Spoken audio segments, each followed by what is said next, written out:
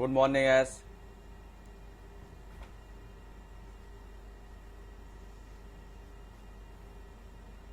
ठीक हो?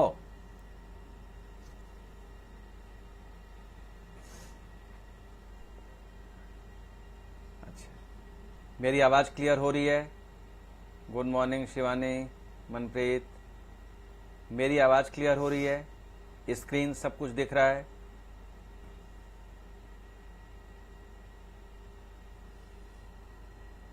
अच्छा बच्चों, जो लास्ट क्लास में बताया गया था वो ठीक था? समझ में आ गया था?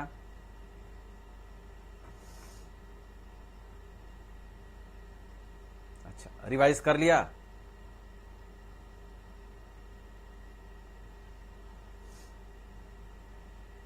चलो, वेरी गुड।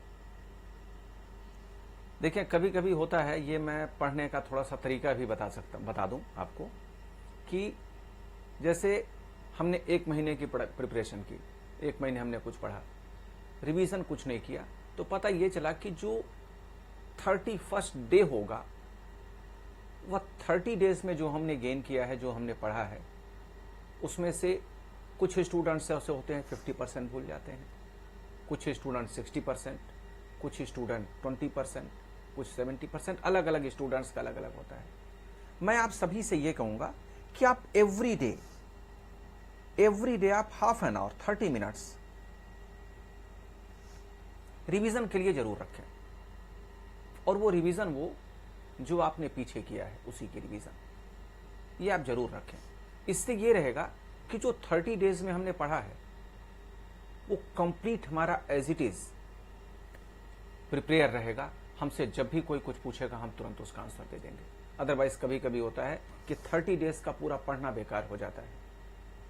ये आपका पूरा पढ़ना बेकार ना हो, इसलिए हाफ एन आवर आप निकाल लें रिवीजन करने के लिए एवरी डे। ये आप मान लें, जो हमने पढ़ा है पीछे का उसे हमें रिवीजन करना है, ठीक है। इसका बेनिफिट आपको हर एक सब्जेक्ट में मिलेगा, आपकी सारी चीजें हमेशा प्रिपेयर रहेंगी। ये एक पढ़ने का तरीका है, ठीक है। अब जैसे जो हमने लास्ट क्लास से बताया, वो हो सकता है 3 दिन बाद आप भूल जाएं, लेकिन 3 दिन बाद अगर फिर उसे एक बार देख लेंगे, रिवाइज कर लेंगे, तो फिर वह फ्रेश हो जाएगा, फिर आप उसके लिए 100% रेडी रहेंगे, ठीक है। और कोई कंफ्यूजन जो लास्ट क्लास में बताया गया था? किसी को कुछ पूछना है? कोई स्टूडेंट चाहता है मैं रिपीट कर दूं कुछ?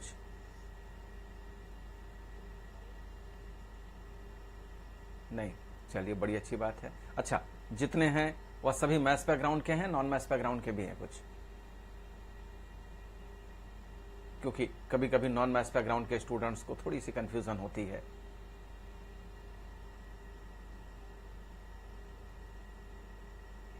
अच्छा, अभी सारे मैथ्स बैकग्राउंड के ही हैं।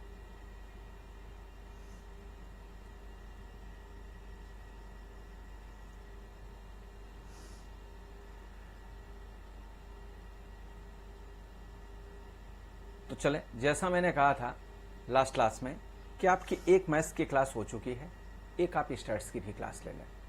इसके बाद नेक्स्ट क्लास से आप जो भी कहेंगे, मैथमेटिक्स या स्टैटिस्टिक्स, उसे हम कंटिन्यू करेंगे, क्योंकि हम पढ़ेंगे दोनों साथ साथ। ऐसा नहीं है कि मैथ्स कंप्लीट हो जाएगा तब स्टैट्स स्टार्ट करेंगे, स्टैट्स कंप्लीट होगा तब मैथ्स, ऐसा कुछ नहीं है। पढ़ेंगे साथ साथ। रजिस्टर आप एक दिन पहले मैं बता दिया करूंगा कि आपको नेक्स्ट क्लास में कौन सा, इसमें मैथमेटिक्स पढ़ना है या स्टैटिस्टिक्स पढ़ना है, तो उसी के अकॉर्डिंगली आप अपना रजिस्टर अपने साथ रखेंगे, ठीक है। और अभी फिलहाल घर पर ही हैं, तो रजिस्टर लेने में भी कोई प्रॉब्लम नहीं होगी आप सभी को।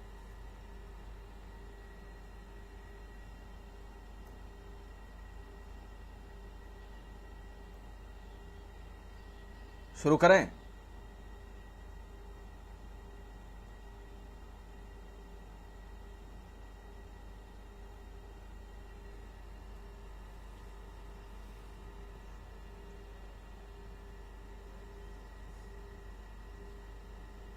शिवांगी, मनप्रीत, यस, शुरू करें या अभी कुछ रुक जाए थोड़ी देर, 2 मिनट 3 मिनट? रुक जाएं?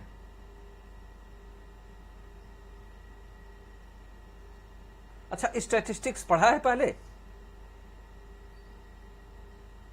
स्टैटिस्टिक्स पढ़ा है पहले? What is statistics? कोई बताया आप में से? स्टैटिस्टिक्स क्या होता है? कोई बताएगा?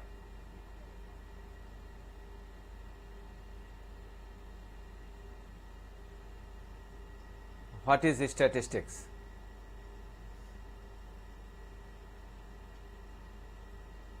कोई नहीं? कुछ वर्ड ही नहीं सुना है? वर्ड की मीनिंग तो जानते होंगे ना?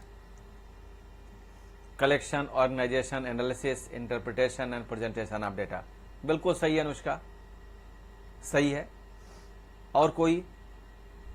कलेक्शन ऑफ डेटा, ठीक है। या हम कह सकते हैं ग्राफिकल प्रेजेंटेशन ऑफ डेटा, ये भी सही है। और कोई बताना चाहता है? और कोई बताना चाहता है?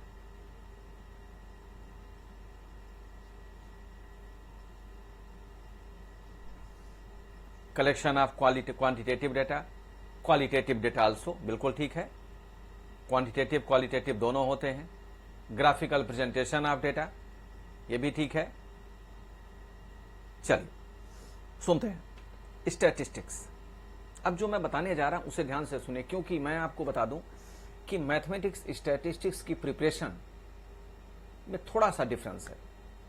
मैथमेटिक्स में आप जरा ध्यान से समझे तब मैं स्टार्ट करूं। मैथ्स में जो मैं कॉन्सेप्ट आपको बताता हूं उस कॉन्सेप्ट को आप अच्छी तरह से सीख लेंगे। कॉन्सेप्ट को सीखने के बाद उस चैप्टर के सारे क्वेश्चंस आपको करने हैं। अगर 50 क्वेश्चंस उस चैप्टर के हैं तो सभी 50 क्वेश्चंस करने के बाद आप उस चैप्टर में परफेक्ट होंगे। लेकिन स्टैटिस्टिक्स में ऐसा है कि जो भी स्टेटमेंट आपको क्लास में बताया जाए, जो मैं आपको बताऊंगा विद एग्जांपल्स, आप अच्छी तरह से उसे सुन लें। आपको आगे कुछ करने की जरूरत नहीं है, सारे क्वेश्चंस आपसे सॉल्व होते चले जाएंगे। तो मीनिंग ये कंपैरेटिवली स्टैट्स में हर एक चैप्टर में परफेक्ट होना इजी है। वह इसलिए आपको अलग से क्वेश्चंस करने की जरूरत नहीं होगी या कम क्वेश्चंस की कैलकुलेशन करने की जरूरत होगी। मोस्टली क्वेश्चंस मैं क्लास में ही बता दूंगा आपको। तो स्टैट्स में हर एक चैप्टर में परफेक्ट हुआ जा सकता है, इजी है कंपैरेटिवली। मैथमेटिक्स में सारे क्वेश्चंस करने के बाद आप परफेक्ट होंगे, ये डिफरेंस है। ये मैंने आपसे इसलिए कहा है, डिस्टरबेंस हो रहा है?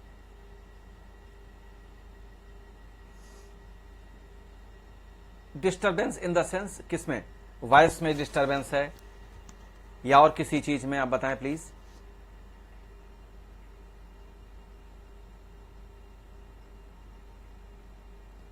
बच्चों आप सभी म्यूट कर ले अपने आप को प्लीज।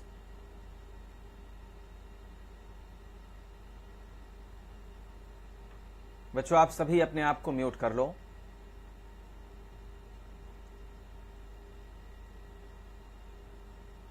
लविस अभी देखो डिस्टरबेंस है।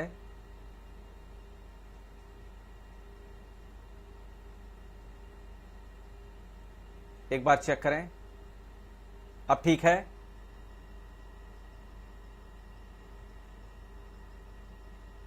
एक बार सभी ओके कर लें, फिर मैं शुरू करूं।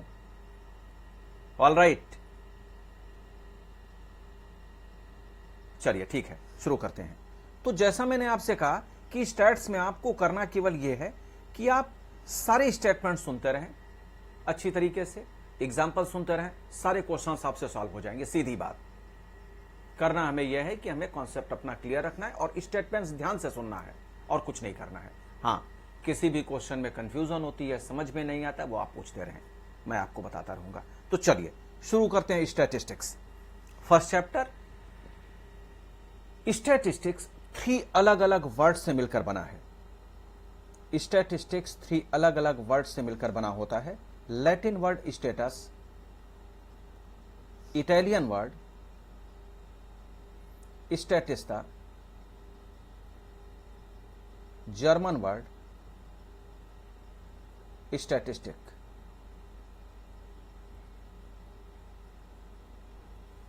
फ्रेंच वर्ड भी है लेकिन उसकी जरूरत नहीं है, आप डायरेक्ट 3 के ही बेस पर डिफाइन करें। Latin word status, Italian word statista, German word statistic के बेस पर एक वर्ड डिफाइन हुआ स्टैटिस्टिक्स। क्योंकि नॉर्मल केस में हम उसी लैंग्वेज को लिखना या पढ़ना चाहते हैं जिस लैंग्वेज को हम जानते हैं।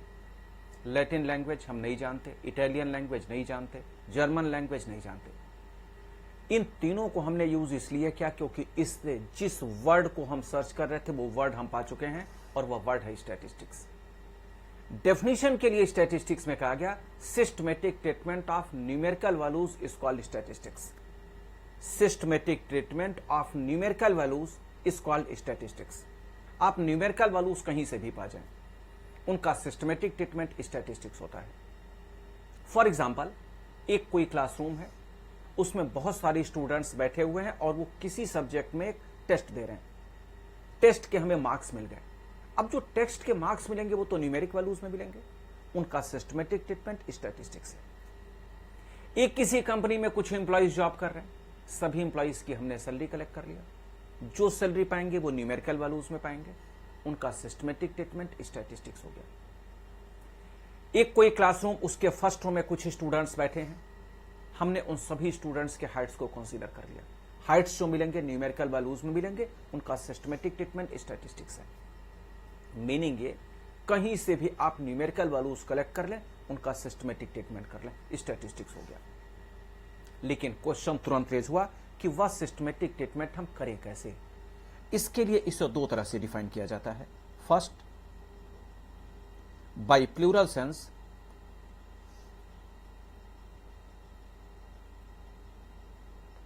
Second by singular sense.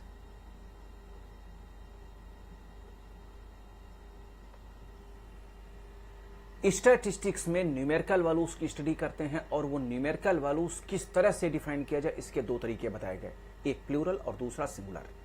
क्या है प्लूरल, जरा समझें।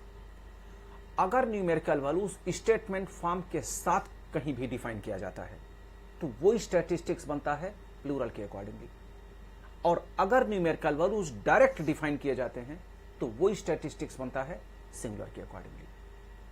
एक बार फिर समझें, न्यूमेरिकल वैल्यूज दोनों में है। न्यूमेरिकल वैल्यूज सिंगुलर में भी है, प्लूरल में भी है। प्लूरल में क्या हुआ, न्यूमेरिकल वैल्यूज के साथ साथ स्टेटमेंट फॉर्म होना ही चाहिए, तब स्टैटिस्टिक्स बनेगा। और सिंगुलर में न्यूमेरिकल वैल्यूज डायरेक्ट डिफाइन करके दे दिए जाए, वो स्टैटिस्टिक्स बन जाएगा। तो केवल दो ही तरीके होते हैं स्टैटिस्टिक्स को डिफाइन करने के लिए, एक प्लूरल और दूसरा सिंगुलर, और कोई तीसरा तरीका नहीं होता। फॉर एग्जाम्पल, मान लें मैंने कुछ यहां न्यूमेरिकल वैल्यूज लिख दिया, 120, 50, 80, 100, 90, 110, 75, 125। क्या इन न्यूमेरिकल वैल्यूज को स्टैटिस्टिक्स कह दिया जाए? जरा देखकर बताएं, क्या इन न्यूमेरिकल वैल्यूज को स्टैटिस्टिक्स कह दिया जाए? नहीं, अभी ये स्टैटिस्टिक्स को रिप्रेजेंट नहीं करते। अगर मैं कहूं 120, आप कहेंगे क्या 120, मैंने कहा 75, कहेंगे क्या 75, ये स्टैटिस्टिक्स नहीं है। और अगर हमने इससे एक डिफॉल्ट टेबल बनाया, ऐसे देखें, गवर्नमेंट स्कूल, प्राइवेट स्कूल, यहां हमने लिख दिया बॉयज गर्ल्स, बॉयज गर्ल्स, और यहां हमने लिख दिया आर्ट, यहां लिख दिया साइंस। क्या इस टेबल को स्टैटिस्टिक्स कह दिया जाए? क्या इस टेबल को स्टैटिस्टिक्स कह दिया जाए? नहीं, ये भी नहीं है स्टैटिस्टिक्स। ध्यान दें, प्लूरल सेंस में यह कहा गया कि अगर न्यूमेरिकल वैल्यूज अलग है, स्टेटमेंट फॉर्म अलग है, तो ये कभी भी स्टैटिस्टिक्स नहीं होती। लेकिन अगर इन दोनों को एक साथ मिला दिया जाए तो स्टैटिस्टिक्स फॉर्म कर जाते हैं, एज लाइक दिस। अगर मैंने ये लिख लिया 120, 50, 80, 100, 90, 110, 75, 125, अब ये टेबल स्टैटिस्टिक्स फॉर्म कर गया। किस सेंस के अकॉर्डिंगली बनाइए? प्लूरल सेंस के अकॉर्डिंगली। क्यों प्लूरल सेंस के अकॉर्डिंगली? क्योंकि न्यूमेरिकल वैल्यूज और स्टेटमेंट फॉर्म दोनों एक साथ हैं। और सिंगुलर में स्टैटिस्टिक्स कैसे बनता है? अगर डायरेक्ट न्यूमेरिकल वैल्यूज आपको मिल जाए, आप उन्हें कलेक्ट करें, एनालाइज करके रिप्रेजेंट कर दें। एक एग्जांपल से समझते हैं। मान लें एक कोई क्लासरूम है जिसमें 100 स्टूडेंट्स हैं। 100 स्टूडेंट्स किसी एक सब्जेक्ट में टेस्ट दे रहे हैं, वह सभी स्टूडेंट्स के मार्क्स मुझे मिल गया। मैंने एनालाइज करने के बाद कहा कि इस क्लासरूम में 50% स्टूडेंट फर्स्ट पास हो रहे हैं, 30% सेकेंड, 20% थर्ड। मैंने क्या किया, सभी स्टूडेंट्स के मार्क्स को कलेक्ट करके एनालाइज करके रिवीजन कर दिया। स्टैटिस्टिक्स ये भी है, लेकिन ये सिंगुलर सेंस के अकॉर्डिंगली है। तो ये क्लियर हो गया, सिंगुलर और प्लूरल। न्यूमेरिकल वैल्यूज, अब जरा ध्यान दें, एक एग्जांपल से और अगर चाहें तो समझ लें, अच्छी तरीके से समझ में आ जाएगा। मान लें आपका कोई एक क्लासरूम है, उस क्लासरूम में कुछ स्टूडेंट्स बैठे हैं। उन सभी स्टूडेंट्स के किसी एक सब्जेक्ट के, मान लें स्टैटिस्टिक्स के टेस्ट के मार्क्स मुझे नोटिस बोर्ड पर लगाने हैं। भाई नोटिस बोर्ड पर लगाने के लिए मेरे पास केवल दो तरीके हैं। कौन कौन सा तरीका है? एक तो तरीका यह है कि आप सभी के मार्क्स आप सभी के नाम के साथ लिख दिया जाए, ए बी, जैसे मैंने नाम लिख दिया मंशु, हमजा, अनुष्का, इस तरह से लिखते चले गए और इनके मार्क्स लिखते चले गए 28, 35 एंड सो ऑन। एक तो तरीका यह है। दूसरा तरीका क्या है कि आप सभी के मार्क्स को आप सभी के रोल नंबर के साथ में लिख लो, 1, 2, 3 एंड सो ऑन, और मार्क्स वही है। दो तरीके हैं। जरा सोच कर देखें कोई तीसरा तरीका है क्या? तीसरा तरीका केवल एक है, अपने नाम के साथ एक एक यहां प्लेट लेकर खड़े हो जाएं, जैसे मूवीज में दिखाते हैं, नाम मार्क्स, जो पॉसिबल नहीं है। नोटिस बोर्ड पर लगाने के केवल दो ही तरीके हैं। अब जरा देखें हमने दोनों में कौन कौन सा मेथड यूज किया है, कौन कौन सा तरीका यूज किया है। फर्स्ट किस मेथड के अकॉर्डिंगली स्टैटिस्टिक्स है, जरा बताएं। फर्स्ट किस सेंस के अकॉर्डिंगली स्टैटिस्टिक्स है? प्लूरल, बिल्कुल सही जवाब। फर्स्ट प्लूरल सेंस के अकॉर्डिंगली स्टैटिस्टिक्स है। और सेकेंड बताएं, सिंगुलर। क्यों ऐसा है? क्योंकि प्लूरल में न्यूमेरिकल वैल्यूज के साथ साथ स्टेटमेंट फॉर्म होना चाहिए और सिंगुलर में डायरेक्ट न्यूमेरिकल वैल्यूज ही होते हैं। केवल दो ही तरीके हैं स्टैटिस्टिक्स को बनाने के लिए, तीसरा कोई तरीका नहीं होता। अगर आप न्यूमेरिकल वैल्यूज का सिस्टमेटिक स्टेटमेंट किसी और तरीके से कर भी लें, पॉसिबल है, किया जा सकता है, लेकिन वो स्टैटिस्टिक्स नहीं होगा, क्योंकि दो से ही केवल स्टैटिस्टिक्स बनता है। चलिए आगे चलते हैं। क्वेश्चन ये रेज हुआ कि ये न्यूमेरिकल वैल्यूज आते कहां से हैं? न्यूमेरिकल वैल्यूज आते कहां से हैं? आगे देखते हैं sources of data.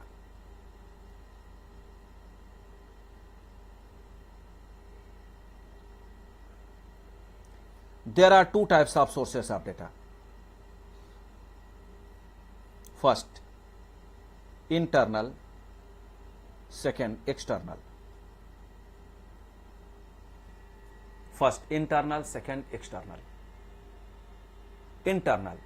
We know that there are so many private and government organizations जो सभी टाइम टू टाइम अपनी इंफॉर्मेशन हमें देती रहती हैं। जो भी प्राइवेट या गवर्नमेंट ऑर्गेनाइजेशन डायरेक्ट आपको अपनी इंफॉर्मेशन दे दे, वह सभी इंटरनल सोर्स ऑफ डेटा आते हैं। बात समझे मैं क्या कर रहा हूं? कोई भी प्राइवेट या गवर्नमेंट ऑर्गेनाइजेशन डायरेक्ट आपको अपनी इंफॉर्मेशन दे दे, इसे हम इंटरनल में यूज करेंगे। इसके बाहर की कोई भी इंफॉर्मेशन हमें मिले तो हम उसे एक्सटर्नल सोर्स ऑफ डेटा में यूज करेंगे। And again there are two types of external source of data. First, primary. Second, secondary. Primary, this is first hand information. जिस ग्रुप या जिस ऑर्गेनाइजेशन की इंफॉर्मेशन आप जानना चाहते हैं, डायरेक्ट उसी ग्रुप से इंफॉर्मेशन कलेक्ट कर लें। और सेकेंडरी, किसी थर्ड पार्टी से इंफॉर्मेशन कलेक्ट कर लें।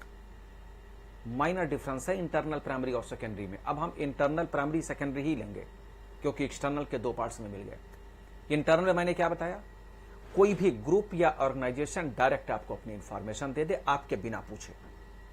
प्राइमरी क्या है? आपके पूछने पर उस ग्रुप की इंफॉर्मेशन आपको मिले। सेकेंडरी क्या है? थर्ड पार्टी से उस ग्रुप की इंफॉर्मेशन आप कलेक्ट कर लें।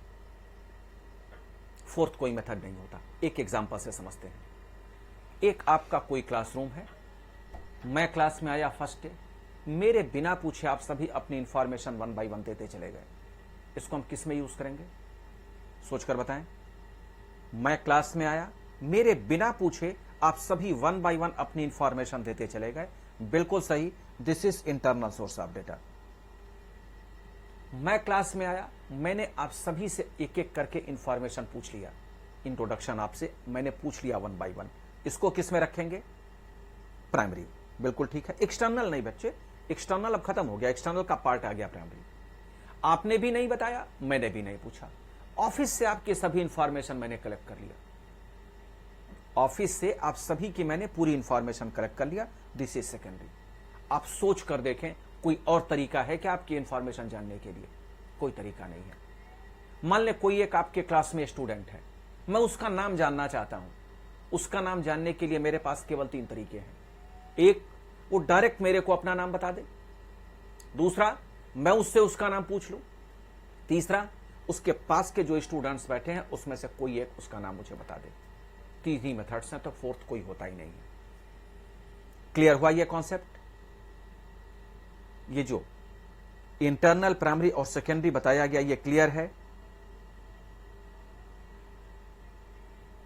कोई कंफ्यूजन नहीं किसी को?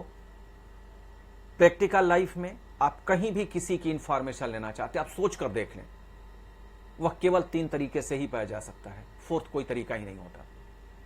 ठीक है? और जो इंफॉर्मेशन इंटरनल, प्राइमरी और सेकेंडरी से हम पाएंगे उसी का सिस्टमैटिक ट्रीटमेंट स्टैटिस्टिक्स होता है। लेकिन क्वेश्चन एक और भी रेज होता है कि जो न्यूमेरिकल वैल्यूज पाएंगे वो किस तरह से मिलेंगे। तो आगे देखते हैं ये न्यूमेरिकल वैल्यूज किस तरह से मिलेंगे। हम आगे देखते हैं प्रेजेंटेशन ऑफ डेटा।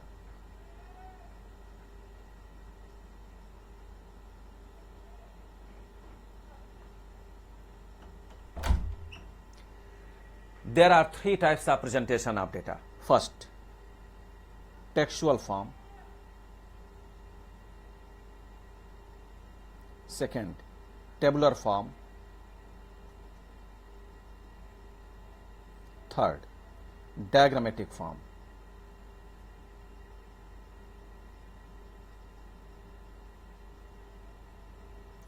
जो भी इंफॉर्मेशन, जो भी न्यूमेरिकल वैल्यूज हम इंटरनल, प्राइमरी और सेकेंडरी से पाएंगे वो किस तरह से पाएंगे? Presentation of data, there are 3 types of presentation of data, textual, tabular and diagrammatic form. Textual क्या होता है सुनते हैं।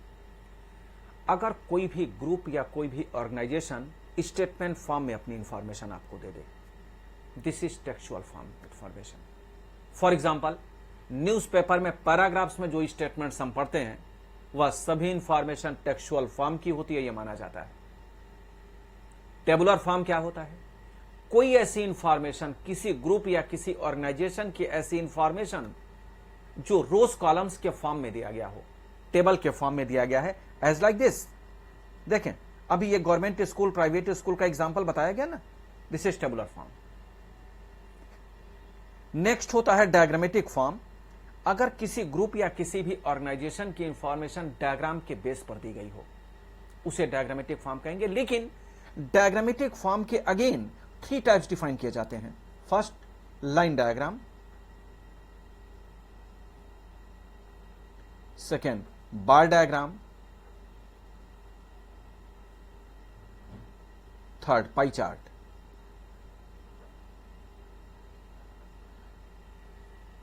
Line diagram, bar diagram and pie chart. बिल्कुल सही। लाइन डायग्राम क्या होता है, इसे जरा सा देखते हैं। लाइन डायग्राम ऐसा कोई भी डायग्राम जिसमें सारे ऑब्जेक्ट्स एक लाइन से कनेक्ट करके ड्रॉ किए गए हों, उसे लाइन डायग्राम कहा जाता है। ऐसा कोई डायग्राम जिसमें सारे ऑब्जेक्ट्स एक लाइन से कनेक्ट करके ड्रॉ किए गए हों। फॉर एग्जांपल, मान लें कोई एक कंपनी है, उस कंपनी ने अपने प्रॉफिट को शो करने के लिए एक डायग्राम इस तरह से बनाया। उस कंपनी ने एक्स एक्सेस पर ईयर्स और वाई एक्सेस पर प्रॉफिट इन मिलियंस को शो किया। उस कंपनी ने 5 ईयर्स की इंफॉर्मेशन को शो किया है। देखें ध्यान से, यहां लिख दिया 2000, 2001, 2, 3, 4। प्रॉफिट इन मिलियंस में 10 मिलियंस, 20 मिलियंस, 30 मिलियंस, 40 मिलियंस। उस कंपनी ने एक डायग्राम शो किया। वो डायग्राम इस तरह से है। आपको इसे देखकर बताना है उस कंपनी का प्रॉफिट कितना रहा है ईयर वाइज। जरा देखकर बताएं तो, किस ईयर में प्रॉफिट कितना रहा है? 2000 में प्रॉफिट कितना रहा? 20 millions. 2001 30 millions, 2002 10 millions, 2003 30 millions, 2004 40 millions, 20, 30, 10, 30, 40, बिल्कुल सही।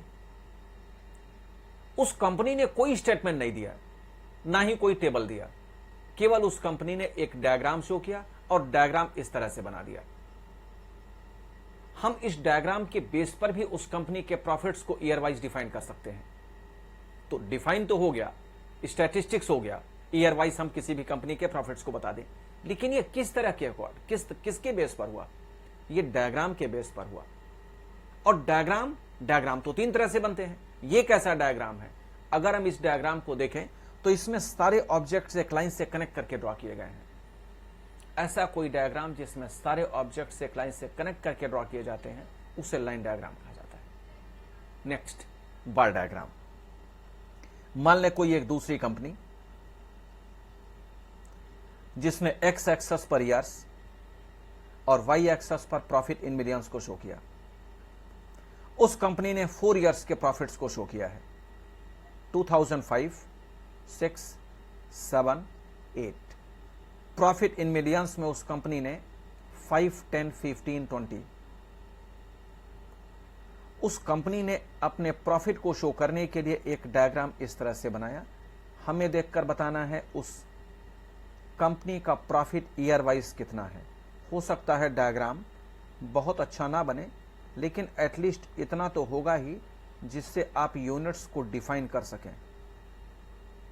जरा देखें तो 2005 में कंपनी का प्रॉफिट कितना रहा है? 2005 10 मिलियंस, ठीक है। 2006 10 मिलियंस, 2007 15 मिलियंस, 2008 20 मिलियंस, ठीक। डायग्रामेटिक फॉर्म तो ये भी है, क्योंकि यहां भी कंपनी अपने प्रॉफिट को शो करने के लिए डायग्राम शो कर रही है। लेकिन ये कौन सा डायग्राम है? ऐसा कोई भी डायग्राम जिसमें सभी ऑब्जेक्ट्स इंडिपेंडेंट ब्लॉक्स में रिप्रेजेंट किए गए हों, उसे बार डायग्राम कहा जाता है। और अगर ऑब्जेक्ट्स लाइन से कनेक्ट किए जाते हैं, उसे लाइन डायग्राम कहा जाता है। तो यहां तक के सारे स्टेटमेंट्स क्लियर हैं? यहां तक के सारे स्टेटमेंट्स क्लियर हैं?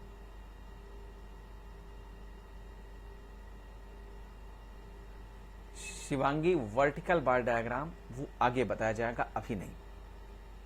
अभी बार डायग्राम सीख लें, तब वर्टिकल बार डायग्राम आएगा,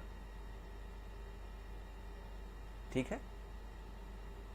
चले, और कोई कंफ्यूजन किसी को? कोई स्टेटमेंट आप चाहते हैं मैं रिपीट कर दूं? चलिए आगे चलते हैं। Next, pie chart. Central angles को सर्कल में रिप्रेजेंट करना पाई चार्ट कहा जाता है। सेंट्रल एंगल्स को सर्कल में रिप्रेजेंट करना पाई चार्ट कहा जाता है। और सेंट्रल एंगल कैलकुलेट करने के लिए फॉर्मूला यूज करते हैं, central angles equals to actual value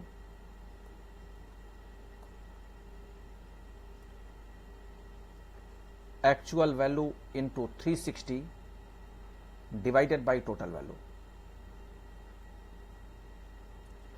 इस फॉर्मूले से आप किसी भी डिपार्टमेंट के सेंट्रल एंगल को निकाल सकते हैं। और अगर डिपार्टमेंट्स बहुत सारे हैं तो उन बहुत सारे डिपार्टमेंट्स के सेंट्रल एंगल्स को सर्कल में रिप्रेजेंट करना पाई चार्ट कहा जाता है।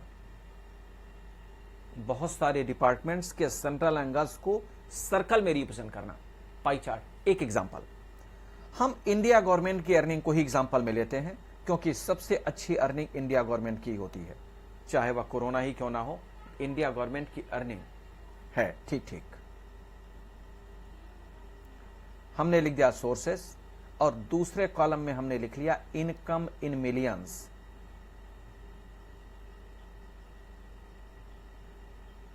कौन कौन से डिपार्टमेंट से इंडिया गवर्नमेंट की अर्निंग होती है? इनकम टैक्स, मेजर पोर्शन तो इसी से आता है। और कौन सा डिपार्टमेंट है? डिपार्टमेंट बहुत सारे हैं, railway, sale tax, GST, excise duty, corporate tax, ठीक, कस्टम, रेवेन्यू, बहुत सारे हैं। हम यहां कुछ एक लिख रहे हैं। इनकम टैक्स हमने मान लिया, दूसरा रेलवे मान लिया, वैट है, बहुत सारे हैं। तीसरा हमने मान लिया service tax, sales tax, GST भी इसे आप कह सकते हैं। और नेक्स्ट हमने मान लिया मिसलेनियस। हम इन 4 डिपार्टमेंट्स को कंसीडर कर रहे हैं। इनकम टैक्स डिपार्टमेंट की अर्निंग हमने मान लिया 120 मिलियंस की हो रही है। रेलवे से हमने मान लिया 90 मिलियंस की अर्निंग। सर्विस टैक्स जिसे हम जीएसटी भी कह सकते हैं, इससे हमने मान लिया 110 मिलियंस और 80 मिलियंस की अर्निंग हो रही है। एनएचआई से भी अर्निंग होती है, बहुत सारे डिपार्टमेंट्स हैं। तो अब इनके सेंट्रल एंगल्स को निकालने हैं अलग अलग डिपार्टमेंट्स के अकॉर्डिंगली। तो सबसे पहले हमें निकाल लेना चाहिए टोटल की वैल्यू कितनी है, एक बार जरा देखें कितना आता है, 400। और अब हम यहां लिखेंगे सेंट्रल एंगल्स। तो इनकम टैक्स डिपार्टमेंट के लिए क्या रहा, एक्चुअल वैल्यू है 120 इंटू 360, फॉर्मूला देखें बगल में लिखा हुआ है, डिवाइडेड बाई टोटल है 400। सेकेंड डिपार्टमेंट रेलवे के लिए actual value 90 into 360 by 400। Service tax 110 into 360 by 400। आप सभी आंसर बता सकते हैं। और नेक्स्ट है 80 इंटू 360 बाई 400। हाँ, पहले का आंसर भाई 108, 81, 99, 72 शैली ने सबसे पहले बता दिया, मैं वही लिख ले रहा हूं। पहला है 108, 81। आप सभी चेक करें, मैं बिना चेक किए शैली का आंसर देखकर लिख रहा हूं, आप चेक करके देखें। यही है सभी का, आप सभी देख लें।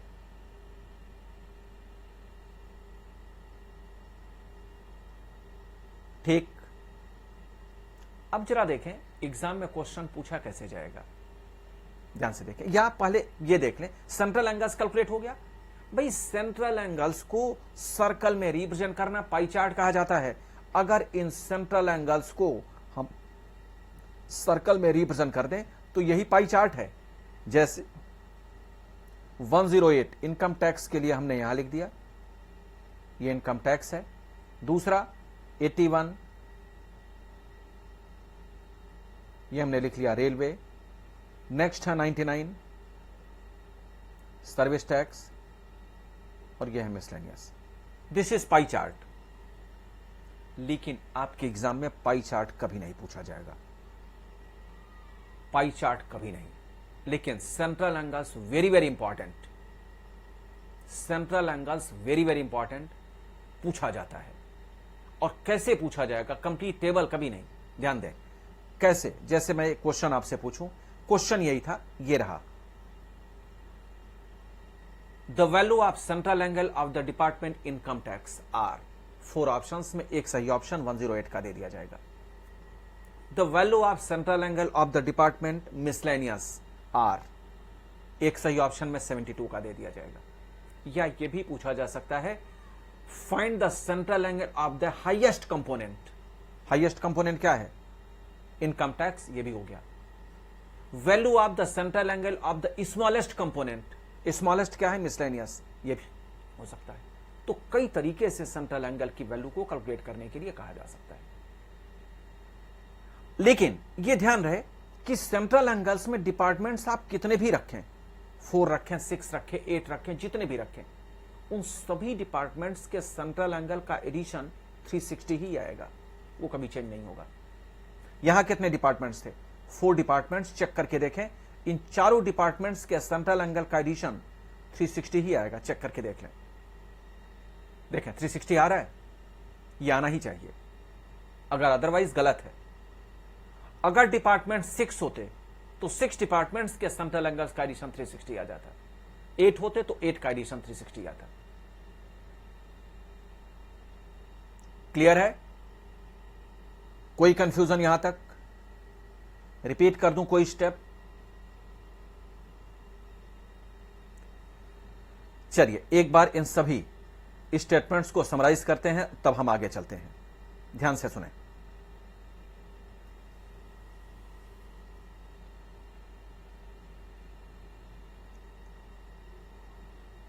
Diagrammatic presentation in done on the basis of tabular form data.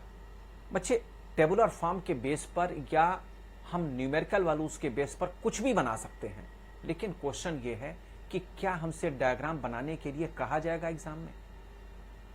Diagram तो हमें बनाना ही नहीं है, मैं तो आपका केवल कॉन्सेप्ट क्लियर कर रहा हूं। आप जिस एग्जाम में अपीयर होने वाले हैं वो मल्टीपल चॉइस क्वेश्चंस हैं।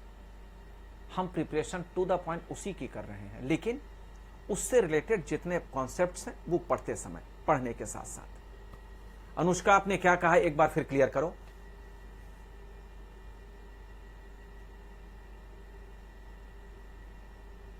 अनुष्का, आपने क्या कहा एक बार क्लियर करें डाउट, फिर मैं एक बार सभी समराइज करवा दूं, तब आगे चलते हैं।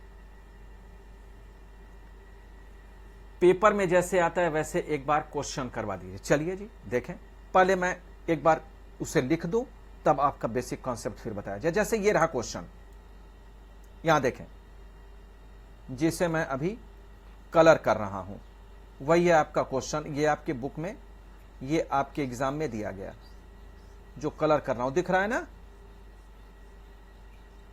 बड़ा अच्छा कलर आया है, एक बार देखो, दिख रहा है कलर? टोटल नहीं है इसमें, टोटल को हटा दो, टोटल नहीं है, ठीक है? यही क्वेश्चन है आपका। अब एक नीचे स्टेटमेंट लिख दिया गया, क्या यहां लिखा हुआ है? The value of central angle of the department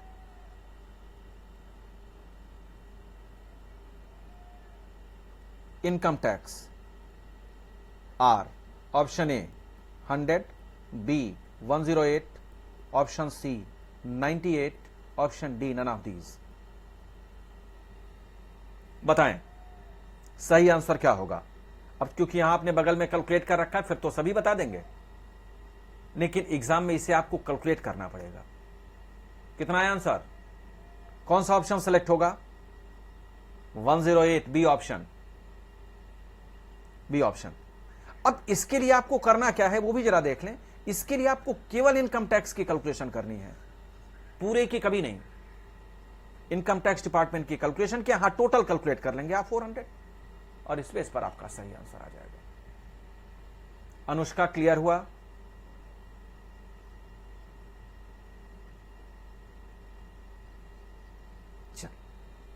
एक बार फिर हम सभी को समराइज कर दें। अगर आप सभी ने कॉन्सेंट्रेट नहीं किया होगा तो अब कर लेंगे, क्लियर हो जाएगा। हम नॉर्मल केस में उसी लैंग्वेज को लिखना या पढ़ना चाहते हैं जिस लैंग्वेज को जानते हैं आप। मैं अब जितने टॉपिक्स हैं सबको एग्जांपल से कनेक्ट कर रहा हूं, मैं कुछ लिखूंगा नहीं, केवल सब एग्जांपल से कनेक्ट होंगे, समझना आसान हो जाएगा। आप सभी सुने। एज्यूम करें आप मार्केट में जाते हैं एक कोई टॉय परचेज करने, शॉपकीपर आपको एक चाइनीज टॉय दे देता है। आप चाइनीज टॉय को आगे पीछे घुमाकर देखेंगे, क्या ढूंढेंगे? प्राइस टैग कहां लगा है। अगर प्राइस टैग लगा हुआ है तो हम पढ़ लेंगे, नहीं लगा हुआ तो शॉपकीपर से पूछ लेंगे प्राइस इसकी क्या है।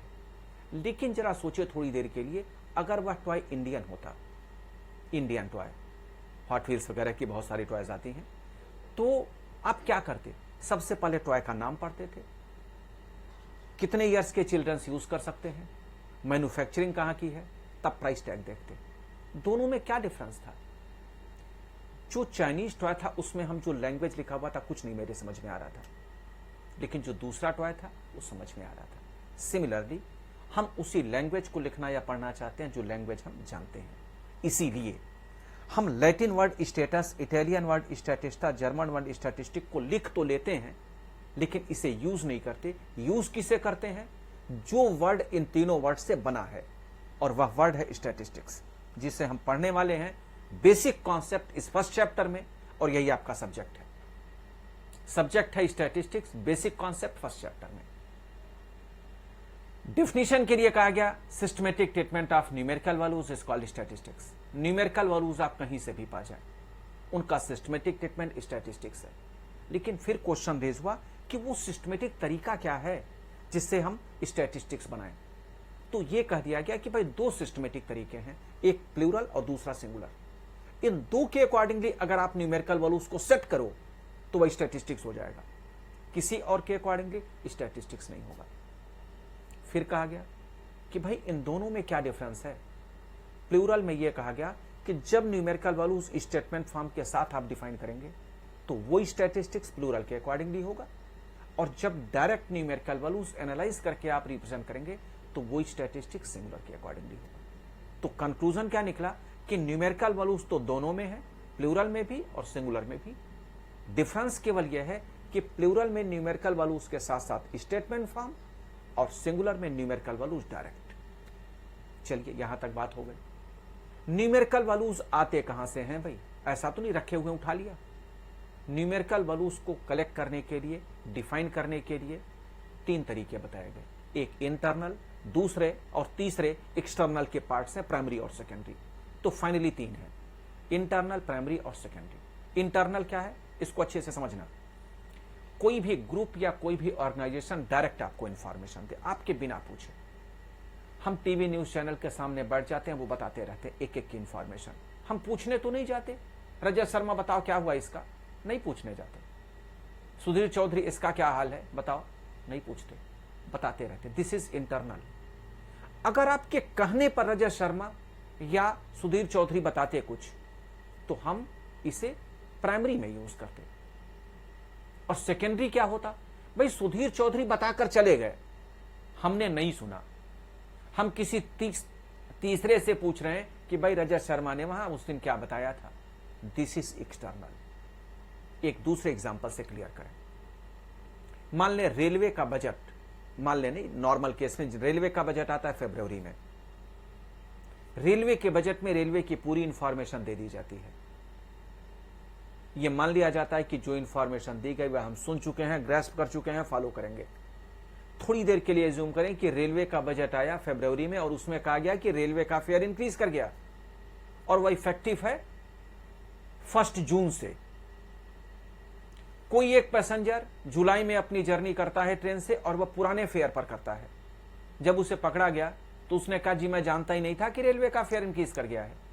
क्या उसका स्टेटमेंट एक्सक्यूज्ड है? नहीं।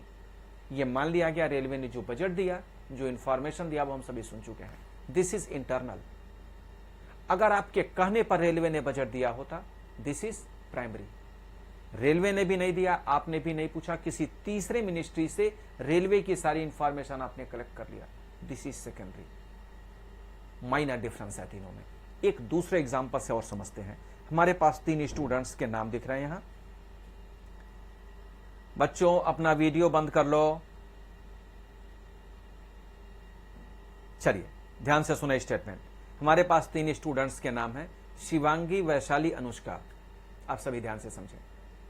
एक कोई प्रेस कॉन्फ्रेंस होने वाला था, उसमें बहुत सारे इंडस्ट्रियलिस्ट आने वाले हैं। ये उससे रिलेटेड 3 जर्नलिस्ट हैं। कौन कौन है? शिवांगी, वैशाली, अनुष्का। लेकिन जब प्रेस कॉन्फ्रेंस स्टार्ट होने वाला था तो केवल 2 ही अंदर जा पाए। कौन कौन? शिवांगी और वैशाली। अनुष्का बाहर ही रह गए। थोड़ी देर बाद प्रेस कॉन्फ्रेंस स्टार्ट हुआ। शिवांगी ने मुकेश अंबानी से कोई एक क्वेश्चन रेज किया। बहुत सारे इंडस्ट्रीज थे, उसमें मुकेश अंबानी भी थे।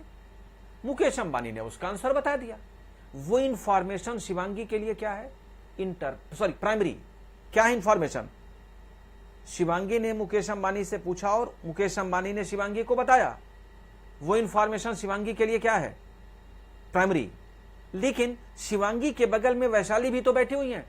वैशाली के लिए इंफॉर्मेशन क्या होगा? वैशाली के लिए सोचकर बताएं। इंटरनल। वैशाली के लिए इंटरनल। वैशाली को फ्री में इंफॉर्मेशन मिल गई। पूछा तो बगल वाले ने था, हमने तो कल सुन लिया। थोड़ी देर बाद प्रेस कॉन्फ्रेंस कंप्लीट हुआ। शिवांगी और वैशाली दोनों बाहर निकले। अब अनुष्का तो अंदर जा नहीं पाई थी। अनुष्का ने शिवांगी से पूछा कि मुकेश अंबानी ने उस क्वेश्चन का आंसर क्या बताया। उन दोनों ने अनुष्का को भी बता दिया। अनुष्का के लिए इंफॉर्मेशन क्या हुआ? सेकेंडरी। एक ही प्रेस कॉन्फ्रेंस, एक साथ 3 जर्नलिस्ट, एक के लिए इंटरनल, एक के लिए प्राइमरी, एक के लिए सेकेंडरी। वेरी केयरफुली किसके लिए पूछा गया। ये क्लियर है? किसी और दूसरे एग्जांपल से बताया जाए। ये इतना क्लियर हुआ या किसी और एग्जांपल से? क्लियर है सभी का? अच्छी तरीके से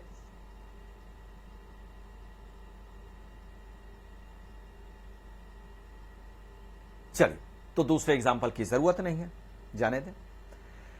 जो इंफॉर्मेशन आप इंटरनल, प्राइमरी और सेकेंडरी से पाएंगे वो मिलेगा हमें तीन तरह से: textual, tabular, diagrammatic form. Textual क्या है? जब इंफॉर्मेशन स्टेटमेंट फॉर्म की मिल जाए, जैसे मुकेश अंबानी से शिवांगी ने कोई एक क्वेश्चन रेस किया, मुकेश अंबानी ने एक पेपर लिया, उनका पेपर प्रिंट था जिसमें 3 लाइन का स्टेटमेंट लिखा था, उन्होंने शिवांगी को दे दिया। मुकेश अंबानी किस फॉर्म में अपनी इंफॉर्मेशन दी है? टेक्सुअल फॉर्म में, स्टेटमेंट फॉर्म में दिया। मैंने क्षितिज से कोई इंफॉर्मेशन पूछा, क्षितिज ने अपने रजिस्टर में से एक पेज निकाला, 3 लाइन का स्टेटमेंट दिया, लिखा, मेरे को दे दिया। वह इंफॉर्मेशन क्या है? Textual form. टेबुलर क्या होता है?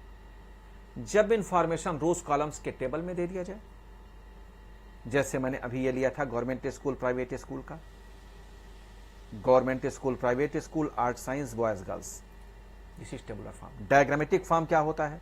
डायग्राम के बेस पर कोई भी इंफॉर्मेशन डिफाइन किया जाए उसे लेकिन डायग्राम 3 तरह से बनाए जा सकते हैं: line diagram, bar diagram, pie chart. Line diagram ऐसा कोई डायग्राम जिसमें सारे ऑब्जेक्ट एक लाइन से कनेक्ट किए जाएं। बार डायग्राम इंडिपेंडेंट ब्लॉक्स में रिप्रेजेंट किए जाएं। पाई चार्ट सेंट्रल एंगल्स को सर्कल में रिप्रेजेंट करना। पाई चार्ट और सेंट्रल एंगल को कैलकुलेट करने का formula actual value into 360 divided by total value. अब बताएं, यहां तक सभी का कॉन्सेप्ट क्लियर है या कोई स्टेटमेंट रिपीट कर दूं? अच्छी तरह से देख लें। क्या इसमें आपको नहीं लगता कि 80% तक आपको लर्न हो गया होगा? एम आई राइट? अभी 80% तक लर्न हुआ या नहीं हुआ? कितने परसेंट हुआ होगा लर्न?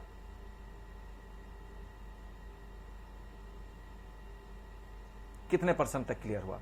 70, 80? इससे ज्यादा नहीं हुआ? 90? Very good. और 80? ठीक है। अब एक बार इसे आप और रिवाइज करेंगे, कभी नहीं भूलेंगे। एक बार और रिवाइज कर लेंगे, कभी नहीं भूलेंगे। जैसा मैंने लास्ट क्लास में भी कहा था कि मैं कोई स्टेटमेंट कई बार इसलिए बताता हूं क्योंकि मुझे लगता है जो हम सुनते हैं वो इजिली ग्रैस्प करते हैं कंपैरेटिवली पढ़ने के। क्योंकि पढ़ते समय होता क्या है, मैं आपको थोड़ा प्रैक्टिकली बताऊं। हम नॉर्मल मूड बना, चलो भाई पढ़ते हैं, किताब खोली, बुक ओपन करते ही दुनिया की सारी समस्याएं अपनी समस्या हो जाती है। दुनिया की सारी समस्या, जैसे आज वहां जाना था, नहीं गया। आज इस फ्रेंड को फोन आया था, नहीं हुआ। व्हाट्सएप पर मैसेज भी करना था, नहीं हुआ। तो पापा को वहां जाना था। ढेर सारी समस्याएं, गाड़ी में फ्यूल कम, सारी प्रॉब्लम्स उसी से आ जाते। बुक बंद, सारी प्रॉब्लम गायब। ऐसा होता है? होता नहीं होता है?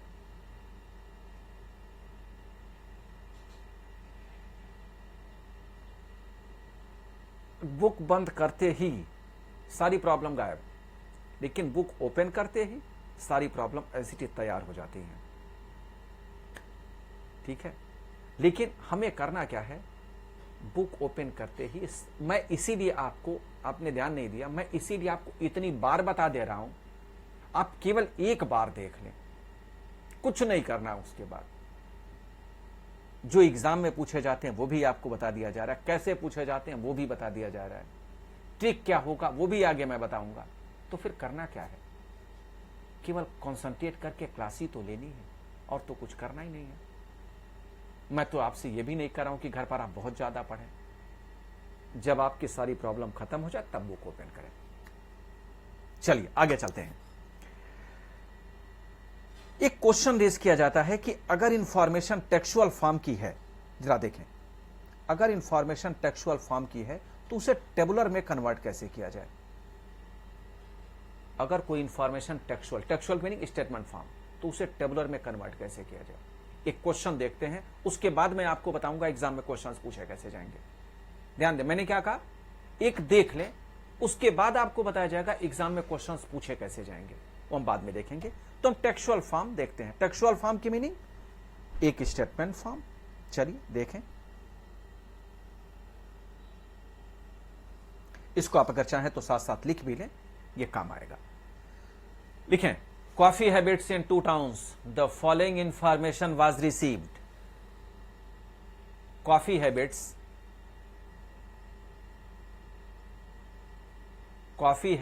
in 2 towns the following information was received.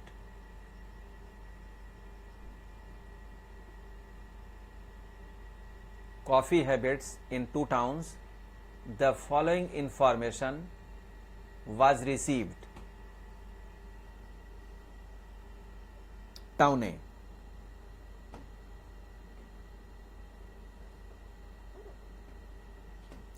Total coffee drinkers, ये आप साथ साथ लिखें,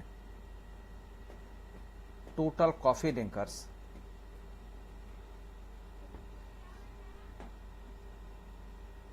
where 55%, male non coffee drinkers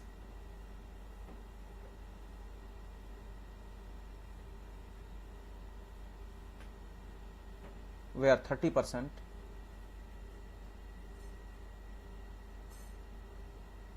female coffee drinkers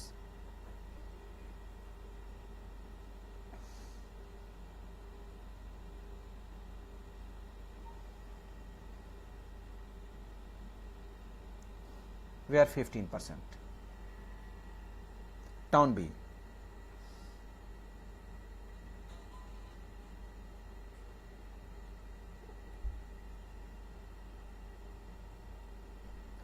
Male coffee drinkers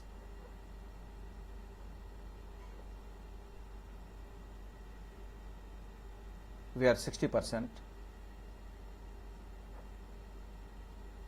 male non-coffee drinkers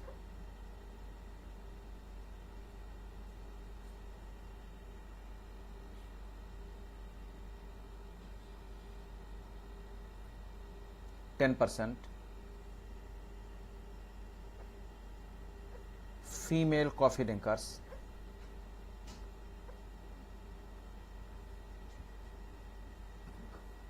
%.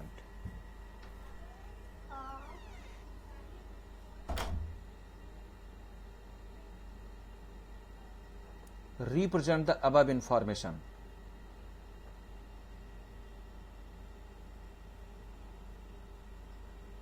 in a suitable tabular form.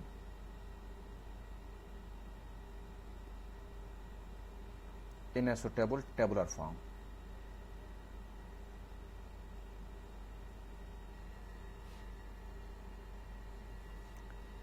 Represent the above information in a suitable tabular form.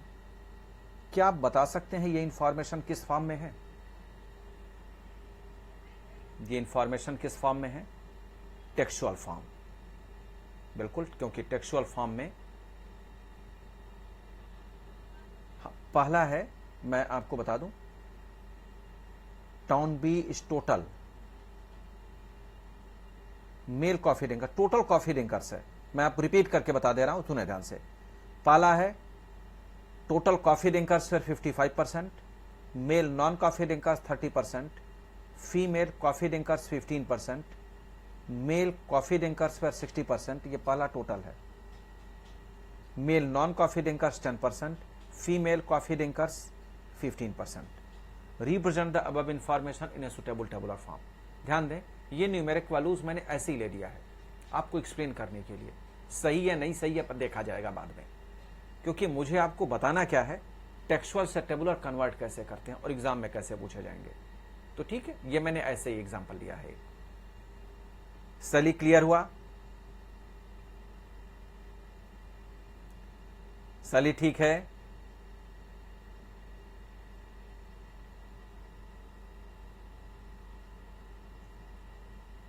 शायद सली का कोई doubt था, एक बार चेक कर लो। यहां तक अगर क्लियर है तो फिर आगे चलें।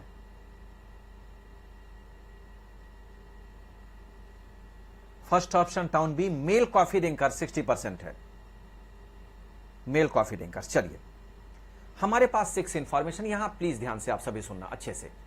हमारे पास 6 इंफॉर्मेशन हैं। कौन कौन सी हैं? Town A, town B, male female, coffee drinkers, non coffee drinkers. 6 information हैं। Town A, town B, male female, coffee drinkers and non coffee drinkers. इन 6 इंफॉर्मेशन के बेस पर हमें एक टेबुलर फॉर्म बनाना है। बनाते हैं तो हमने यहां लिख दिया टाउन ए,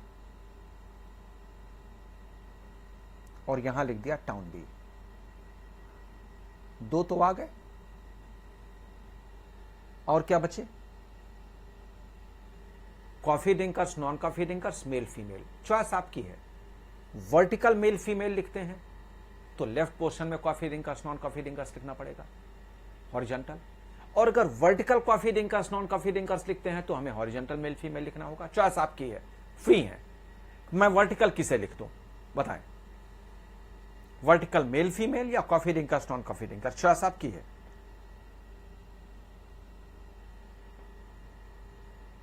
मेल फीमेल, चलिए दोनों नहीं लिख सकते, एक ही लिखा जा सकता है। कॉन्सेप्ट आपका क्लियर हो जाएगा। देखें, male female total,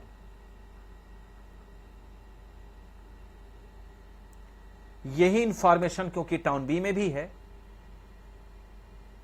screen lag हो रहा है। ध्रुव बेटा एक बात देख लो, और किसी को कोई प्रॉब्लम तो नहीं हो रही है स्क्रीन में? ऐसा तो नहीं फॉन्ट साइज थोड़ा छोटा है, मैं बड़ा कर दूं? फॉन्ट साइज लिखने का छोटा तो नहीं है क्या? ठीक है, ओके चले। ध्रुव बेटा एक बार अपना देख लो सिस्टम, हो सकता है वहीं कहीं कोई प्रॉब्लम हो, चेक कर लो। टाउन बी में भी क्योंकि यही इंफॉर्मेशन है तो यहां भी हमने लिख दिया मेल फीमेल टोटल।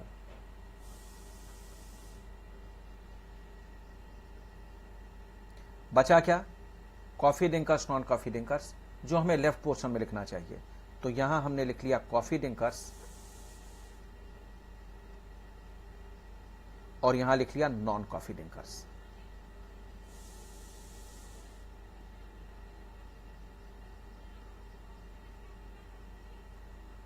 और यहां लिख दिया गया टोटल।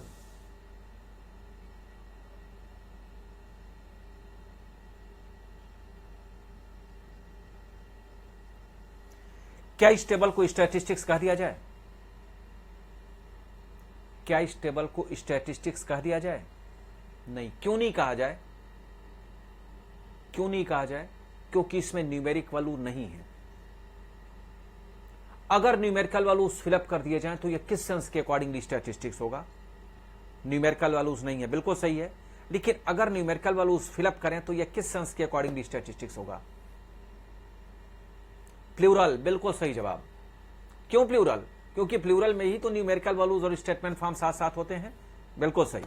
अब लग रहा है कॉन्सेंट्रेट कर रहे हैं, ध्यान दे रहे हैं। चलिए सुनते हैं टेबुलर फॉर्म बनाते कैसे हैं। सुने ध्यान से। टेबुलर फॉर्म में आप ग्रैंड टोटल में यहां टाउन ए के जो भी वैल्यूज लिखें, ध्यान से देखेंगे, इनका वर्टिकल टोटल और हॉरिजॉन्टल टोटल इक्वल होना चाहिए। अगर ऐसा है तो आपका टेबुलर फॉर्म सही है। सिमिलरली टाउन बी के ग्रैंड टोटल में आप जो भी वैल्यूज लिखें, इनका वर्टिकल टोटल और हॉरिजॉन्टल टोटल इक्वल होना चाहिए। अगर ऐसा नहीं है तो आपका टेबुलर फॉर्म गलत है। कोई जरूरी नहीं है कि टाउन ए का ग्रैंड टोटल टाउन बी के ग्रैंड टोटल से मैच करे, यह जरूरी नहीं है। हो भी सकता है, नहीं भी हो सकता है, लेकिन यही है टेबुलर फॉर्म की कंडीशन। अब हमें करना क्या है? हमें एक एक वैल्यूज जो हमारे क्वेश्चन में दिए गए हैं, हम एक एक वैल्यूज को एक एक प्लेस पर फिलअप करेंगे और सिंप्लीफाई करने के बाद चेक करेंगे कि क्या vertical total horizontal total match हो रहा है। अगर मैच हो गया तो स्टैटिस्टिक्स हो गया, नहीं मैच हुआ तो स्टैटिस्टिक्स नहीं हुआ। अब जरा देखें एक और ट्रिक, क्योंकि इस पर्टिकुलर क्वेश्चन में सभी वैल्यूज परसेंटेज पर बेस्ड हैं, तो अगर हम चाहें तो टाउन ए के ग्रैंड टोटल में 100 हम लिख दें और टाउन बी के ग्रैंड टोटल में भी 100 लिख दें। ये हम केवल इसलिए लिख रहे हैं क्योंकि यहां वैल्यूज परसेंटेज पर गिवन है। अगर परसेंटेज नहीं होता तो नहीं लिखते, तो फिर वो लिखते जो दिया जाता। परसेंटेज लिखने का बेनिफिट ये हो गया कि जहां 40% है वहां डायरेक्ट 40, जहां 30% है वहां डायरेक्ट 30 लिख लेंगे। अब एक एक वैल्यू उसको चेक करें और देखें उसे कहां होना चाहिए। चलिए जी, पहला टोटल कॉफी ड्रिंकर्स 55%, टाउन ए, कहां लिखें इसे?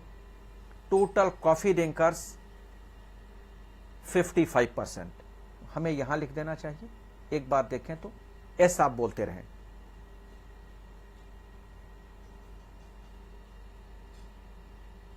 ठीक है, चलिए जी, दूसरी वैल्यू। अच्छा एक बात जरा देखें, अगर कॉफी ड्रिंकर्स 55 है, 100 टोटल है, तो क्या नॉन कॉफी ड्रिंकर्स नहीं आ जाएंगे? वो अभी निकालेंगे थोड़ी देर में, ठीक है। मेल नॉन कॉफी ड्रिंकर्स 30% है, जरा बताएं।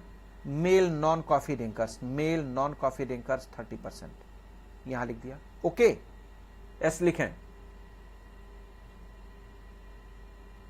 सही है, ठीक है। अच्छा एक और चलिए, town A mail female coffee drinkers 15%, female coffee drinkers 15%, is it okay?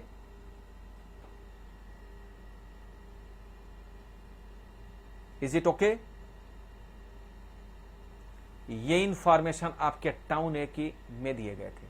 अब हमें क्या करना है, रिमेनिंग वैल्यूज ऐड और सबट्रैक्ट करके कैलकुलेट करना है। कंडीशन एक कि ग्रैंड टोटल मैच हो। देखें 55, पहले टोटल देखें, 55 100, तो यहां की वैल्यू हो गई 45। मैं रेड पेन से लिख रहा हूं, 45 वहां है, लेफ्ट में है 30, तो यहां हो गया 15, 15 यहां, ऊपर भी 15, या नीचे हो गया 30।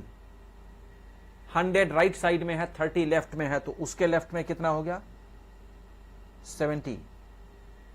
70 टोटल है, 30 ऊपर है, तो उसके ऊपर कितना हुआ 40, और 40 15 से चेक करें, 55 मैच हो जाएगा। चेक करके देखें क्या वर्टिकल हॉरिजॉन्टल मैच नहीं हुए, और अगर मैच हुए तो इसे टेबुलर फॉर्म कह दिया जाएगा, और इसी को स्टैटिस्टिक्स कहते हैं। किस सेंस के अकॉर्डिंगली? किस सेंस के अकॉर्डिंगली स्टैटिस्टिक्स? सिंगुलर के अकॉर्डिंगली नहीं, किसके accordingly?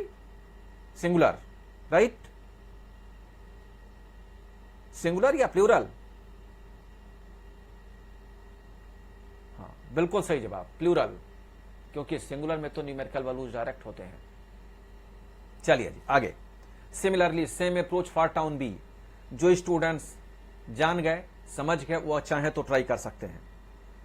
Mail coffee drinkers 60%, town B male coffee drinker 60%, हमने यहां लिख दिया।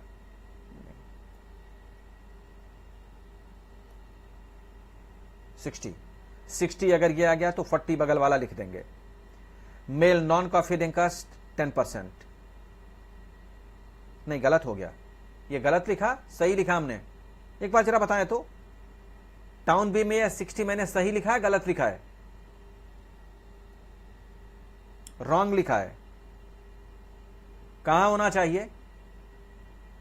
मेल कॉफी ड्रिंकर 60%, यहां होना चाहिए 60 और यहां होना चाहिए 10, राइट? अपर, बिल्कुल सही। Female coffee drinkers 15, female coffee drinkers 15, और कोई वैल्यू है क्या? नहीं है। चलिए टोटल, यह तो आप सभी क्या बाही गए होंगे, मैं भी यहां लिख दे रहा हूं। ये हुआ 70, 100 यहां है, यह हुआ 30, 30 यहां हुआ, ऊपर हुआ 15, और 15 से यह हुआ 25, यह हुआ 75। क्या ग्रैंड टोटल मैच हुआ? कंप्लीट हो गया, वेरी गुड मंशु गुप्ता, ठीक है, क्लियर है यहां तक? चलिए क्लियर है। अब थोड़ी देर के लिए आप कुछ नहीं लिखें, जो कैलकुलेशन आप कर रहे थे वह रोक दें। अब मैं जो बता रहा हूं स्टेटमेंट, उस पर फोकस करें, ठीक? अगर आप इस टेबल को देखें तो टेबुलर फॉर्म तो बन गया, स्टैटिस्टिक्स भी हो गया, प्लूरल सेंस के अकॉर्डिंगली भी हो गया, बात ठीक है। मैंने कुछ न्यूमेरिक वैल्यूज ब्लैक पेन से लिखा है, कुछ रेड से लिखा है, मार्क करें। कुछ न्यूमेरिकल वैल्यूज मैंने ब्लैक से लिखा और कुछ रेड से लिखा है। जो ब्लैक से लिखा है वो क्वेश्चन में दिए गए थे, जो रेड से लिखा है वो कैलकुलेट किया है हमने ऐड और सबट्रैक्ट करके। एक बार फिर समझें, जो रेड से वैल्यूज हमने लिखा है वो ऐड और सबट्रैक्ट करके कैलकुलेट किया गया है, और जो ब्लैक से लिखा है वो क्वेश्चन में दिए गए थे। तो अब जरा देखें कि कितने वैल्यूज हमने ऐड और सबट्रैक्ट करके निकाले हैं। जरा देखें, एक वैल्यू हमने ये निकाला, दूसरा ये, third, fourth, fifth, town B के लिए 6th, 7th, 8th, 9th, 10th। 10 values हैं जिसे हमने ऐड और सबट्रैक्ट करके कैलकुलेट किया है। ध्यान से समझें, जो भी वैल्यूज हमने ऐड और सबट्रैक्ट करके कैलकुलेट किया, उनमें से कोई भी एक आपके एग्जाम में पूछा जा सकता है। इतने क्वेश्चंस पूछे जा सकते हैं जिन्हें बताया नहीं जा सकता, लेकिन वह इन 10 में से कोई एक होगा। अब इतने 10 क्वेश्चंस तो बताए नहीं जा सकते, तो फिर एग्जाम में जो पूछा जाएगा उसे हम कैलकुलेट कैसे करेंगे, वह जरा देखें ध्यान से। और एग्जाम में पहले देखें क्वेश्चंस पूछे कैसे जाएंगे। देखें, यही था आपका question.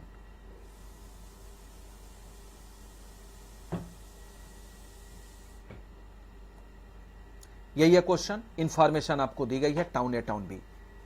Represent the above information in a suitable tabular form नहीं दिया गया, इसके जगह पर लिख दिया गया male coffee drinkers, male coffee drinkers in town A are. Option A, options में यहां बगल में लिख दे रहा हूं A B C D. Option A 30, 40, 50, 60। यह क्वेश्चन है आपका। ध्यान से सुने, अब एग्जाम में क्वेश्चंस जो पूछे जाएंगे वह हम कैसे बनाएंगे। ध्यान से समझे मैं क्या कह रहा हूं। आपको कंप्लीट टेबुलर फॉर्म कभी नहीं बनाना। जिस वैल्यू को कैलकुलेट करने के लिए कहा जाए एग्जाम में, मिनिमम जितने कॉलम्स और रोज से वह फिगर कैलकुलेट हो जाए, आप केवल उतने क्रिएट करें। समझे मैं क्या कह रहा हूं। एग्जाम में जो क्वेश्चन पूछा गया, जैसे ये क्वेश्चन एग्जाम का है जो मैंने ग्रीन पेन से लिखा है, जितने मिनिमम कॉलम्स और रोज से यह फिगर कैलकुलेट हो जाए, आप केवल उसी को क्रिएट करें, कंप्लीट कभी नहीं। कंप्लीट मैंने केवल इसलिए बताया है समझना आसान हो जाए जिससे। अब जरा देखें हम कैसे बनाते हैं, सुने ध्यान से। यह मान लीजिए क्वेश्चन में नहीं है, हमने जल्दी से बनाया टाउन ए, मेल फीमेल, खूब शॉर्टकट तरीके से। कोई पूछने वाला नहीं है कि आपने क्या किया है, चाहे तो बगल वाले से ही देखकर लिख लें। लेकिन एक कंफ्यूजन है कि अगर वह बगल वाला भी यही सोच कर आया होगा तो क्या करेंगे, कहेंगे तू बता, कहेंगे तू बता। बहुत जल्दी से यह रफ पर आपने कर लिया टोटल। अब हमसे क्या पूछा गया, यहां का फिगर मेल कॉफी ड्रिंकर्स ये पूछा गया। अब आप चेक करो टाउन ए में गया क्या क्या गया। यहां आपने पहले 100 बना लिया। अब देखें town A, total coffee drinkers 55, total coffee drinkers 55 हो गया। और क्या है, male non coffee drinkers 30, male non coffee drinkers 30, और एक वैल्यू गिवन है female coffee drinkers 15, female coffee drinkers 15। तो अब आप क्या करेंगे, जल्दी से यहां कर लेंगे 45, और किससे कैलकुलेट होगा यह 55 से, यह यही फिगर है कुछ और है, अच्छा 15 ऊपर है। एक बार चेक करके देख लें, फीमेल कॉफी ड्रिंकर्स 15% था, तो फीमेल कॉफी ड्रिंकर्स यहां 15। भाई एक बात बताओ, यहां 15 है, यहां 45 55 है, तो यहां का क्या होगा, 40 हो गया आंसर। समझ में आई है 40, समझ में आया, यहां का आंसर 40। और अब आप चेक करें ऑप्शंस, बी ऑप्शन करेक्ट है। मैं आपको बताना यह चाहता हूं कि 10 क्वेश्चंस पूछे तो जा सकते हैं, लेकिन पूछा जाएगा कोई एक, और जो एक पूछा जाए मिनिमम जितने कॉलम्स और रोज की रिक्वायरमेंट हो, आप केवल उसी को क्रिएट करें, कंप्लीट कभी नहीं। अब जरा यहां देखें, हमें जिसकी जरूरत थी,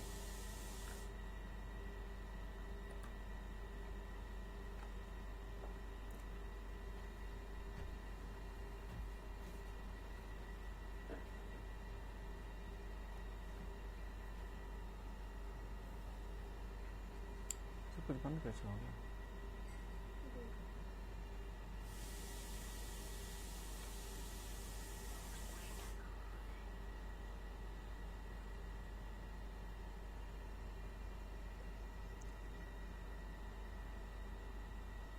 एक बार चेक करो बच्चों।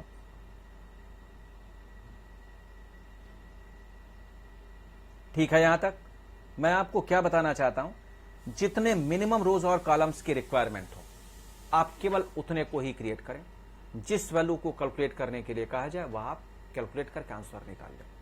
अब जरा यहां देखें, हमने केवल टाउन ए को क्रिएट किया है,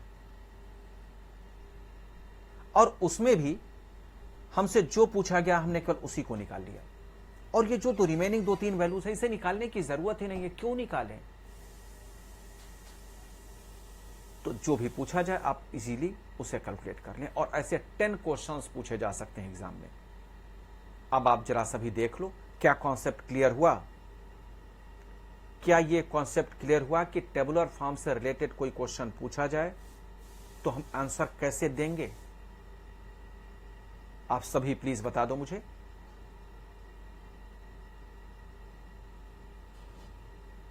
कंप्लीट टेबल, ध्यान रखना, केवल मैंने कॉन्सेप्ट क्लियर करने के लिए आपको बताया है कि टेबुलर फॉर्म होता क्या है। आपको उसकी जरूरत कभी नहीं पड़ेगी। ठीक है, सभी का क्लियर है? ठीक। लेकिन मैं इसे तो रब कर रहा हूं, लेकिन एक स्टेटमेंट है, जब भी हम टेबुलर फॉर्म बनाते हैं कभी भी कहीं भी, तो टेबुलर फॉर्म बनाते समय 3 वर्ड्स यूज किए जाते हैं। कौन कौन से वर्ड्स हैं? Box set, caption, stub. Tabular form को बनाते समय ये 3 वर्ड्स यूज किए जाते हैं। ये तीनों क्या हैं? थ्योरी पोर्शन में एग्जाम में पूछा जाता है। जरा समझें क्या है। बॉक्स सेट, किसी भी टेबुलर फॉर्म का entire upper part box set कहा जाता है। किसी भी टेबुलर फॉर्म का entire upper part box set कहा जाता है। इस एग्जांपल में वह क्या है? टाउन ए, टाउन बी, तो इसे हम कह देंगे बॉक्स सेट।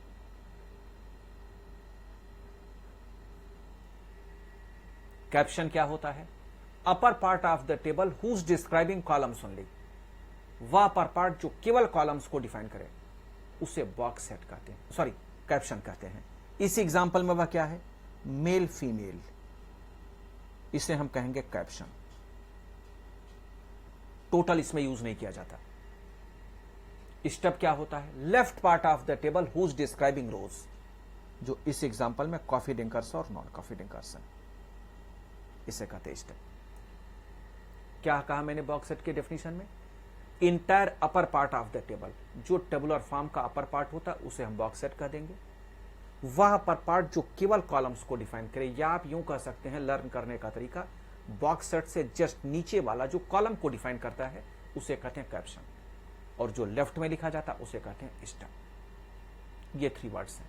अच्छा, ये भी आप ध्यान दें, टेबुलर फॉर्म बनाते समय ये जरूरी नहीं है कि किसको हम कहां लिखें, वह चॉइस आपकी है, तो इसको लर्न करने की जरूरत नहीं है। आप अगर चाहें तो टाउन ए, टाउन बी के जगह पर coffee drinkers, non coffee drinkers लिख दें। मेल फीमेल को coffee drinkers, non coffee drinkers के जगह पर कर दें। जिसको चाहे जहां चाहे उलटफेर कर दें, कोई फर्क नहीं पड़ता। जिसको चाहे आप जहां भी लिख दें, फ्री हैं। लेकिन जो फाइनल टेबुलर फॉर्म आपका बनेगा उसका जो इंटायर अपर पार्ट होगा वही बॉक्स सेट होगा, ये ध्यान रहे। और जो अपर पार्ट लिखेंगे वह कैप्शन होगा, और जो लेफ्ट पोर्शन में लिखेंगे वह स्टेप हो जाएगा। तो अब आप चाहें तो एक एक डेफिनेशन लिख लें बॉक्स सेट की। ये जहां आपने ये टेबल बनाया है उस टेबल के ऊपर ये लिख लें, तो ये लिख लें जरूर, कैप्शन, बॉक्स सेट और स्टेप, ऐसे ही एरो लगाकर।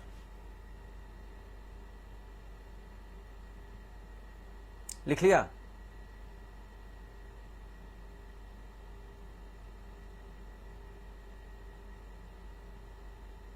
चल, अब एक एक डेफिनेशन लिख लें, एक एक लाइन की। ये जो नीचे मैंने लिखा है बॉक्स सेट, बॉक्स सेट में लिखें entire upper part of the table, entire upper part of the table,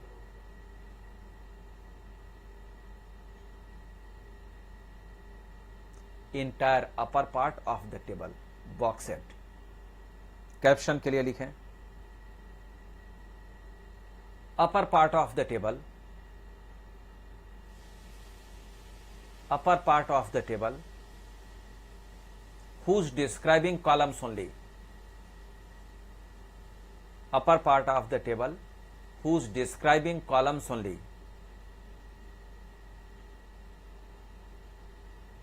लिख लिया?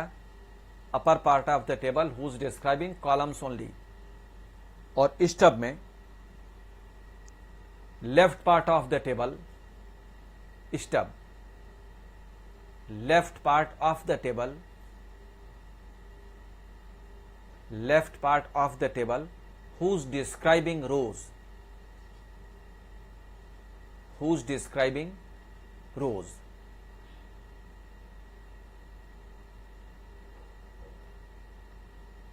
who's describing rows.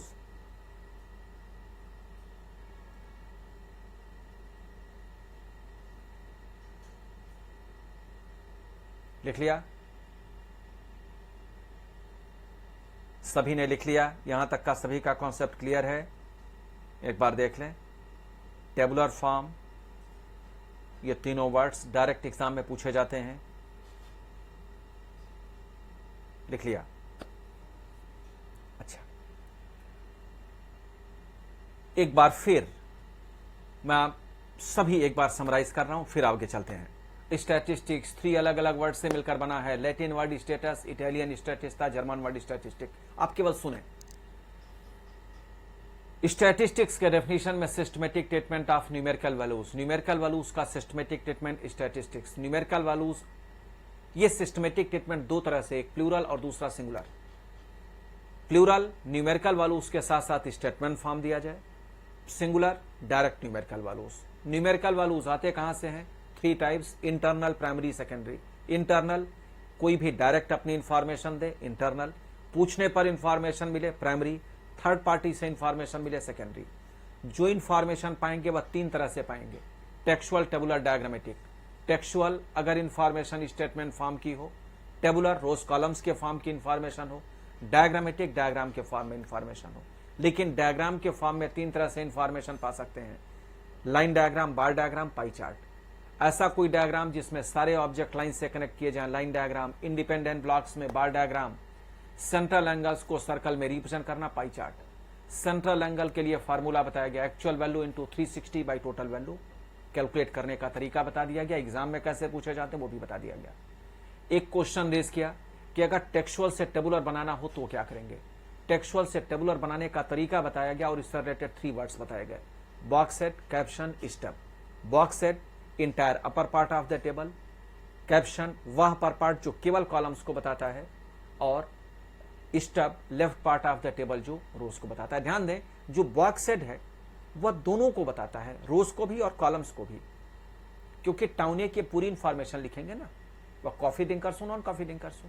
कैप्शन क्या है? केवल वह कॉलम को बताता है, यह ध्यान रखना। अच्छा, यहीं तक बताया गया है। अब जरा आगे सुने। ये चैप्टर 2 पार्ट्स में डिवाइड किया जाता है। एक पार्ट आपका यहां तक पूरा होता है, एक पार्ट इसके आगे बताया जाता है जिसमें classification, individual, discrete, continuous, graphical presentation, frequency curve, bar diagram, ये सब बताए जाते हैं। एक पार्ट यहां तक आपका कंप्लीट होता है, इसमें ब्रेक नहीं लिया जा सकता था। एक पार्ट हमने कंप्लीट कर लिया। लेकिन एग्जाम में जो क्वेश्चंस पूछे जाते हैं, इस चैप्टर का वेटेज है 3 to 4 मार्क्स। लेकिन हम जानते हैं स्टैटिस्टिक्स में थ्योरी और प्रैक्टिकल्स दोनों पूछे जाएंगे। इस चैप्टर का प्रैक्टिकल प्रॉब्लम केवल 4 टॉपिक्स पर बेस्ड होगा। इस चैप्टर के प्रैक्टिकल प्रॉब्लम्स केवल 4 टॉपिक्स पर ही बेस्ड हो सकते हैं। उसमें पहला है सेंट्रल एंगल्स, दूसरा है टेबुलर फॉर्म,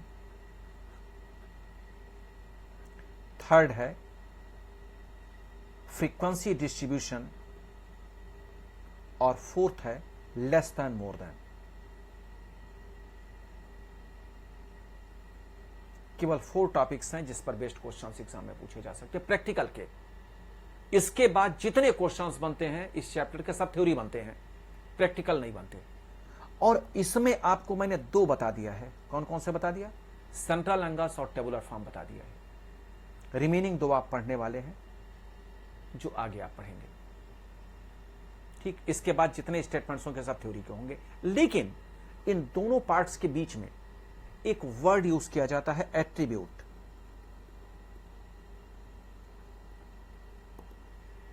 क्या होता है? सुने। एट्रीब्यूट,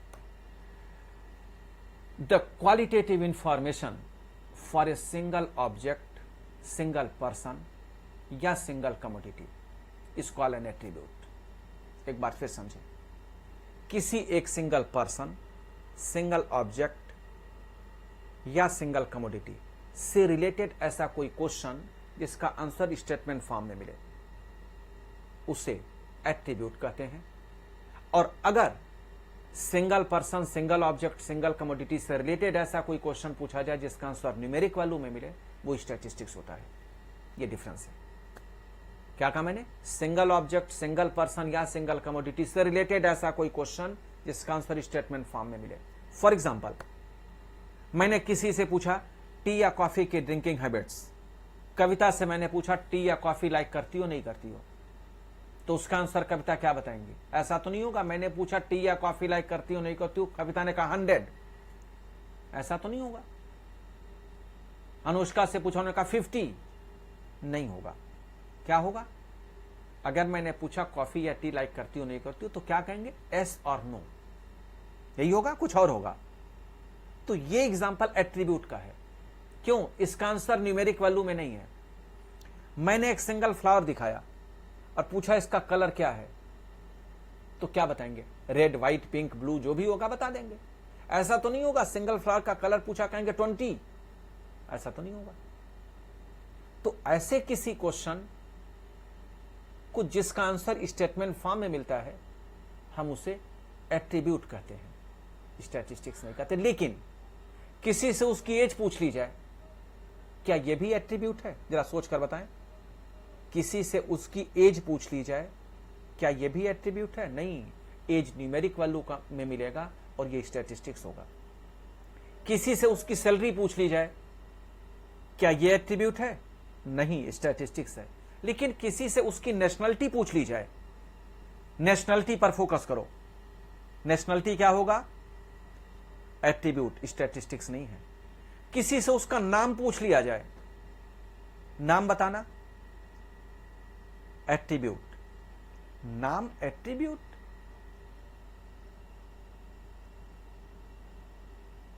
भाई ये क्या होगा बताना तो? बेन 10। बेन 10 क्या होगा?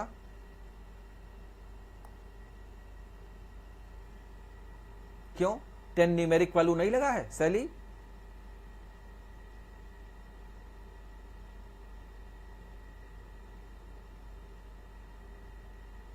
एट्रीब्यूट है, स्टैटिस्टिक्स है,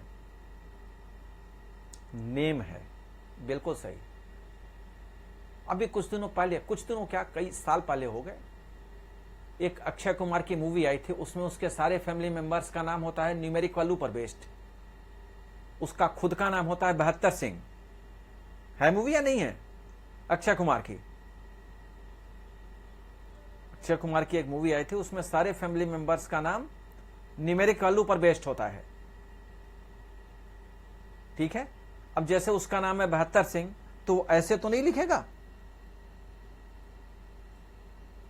हाँ, खिलाड़ी 786, 72 सिंह में ये लिखेगा क्या? नहीं, नाम कभी भी न्यूमेरिक वैल्यू में नहीं लिखा जाता। और दूसरी बात मैं आपको बता दूं, भाई बेन 10 नाम कहां है? बेन 10 तो सीरियल का नाम है, कैरेक्टर का नाम केवल बेन है। कभी देखा नहीं क्या? कैरेक्टर का नाम केवल बेन है, देखना कभी ध्यान से। ठीक है। तो बेन में तो कोई न्यूमेरिक वैल्यू नहीं है। ठीक है। नाम कभी भी किसी का न्यूमेरिक वैल्यू में नहीं लिखा जाता, अगर होता भी है तो भी उसे स्पेल में ही लिखते हैं। तो इसीलिए किसी का नाम हमेशा एट्रीब्यूट होता है। Very very important statement. इसकी डेफिनेशन लिखें एग्जांपल के साथ। लिखें definition. The qualitative information, the qualitative information, qualitative की मीनिंग स्टेटमेंट फॉर्म होता है, ध्यान रखना। अगर चाहो तो लिख लेना ब्रैकेट में statement. The qualitative information for a single person, the qualitative information for a single person oblique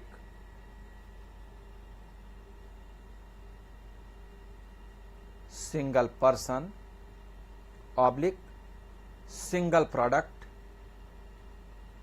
oblique single commodity, single commodity is called an attribute. is called an attribute.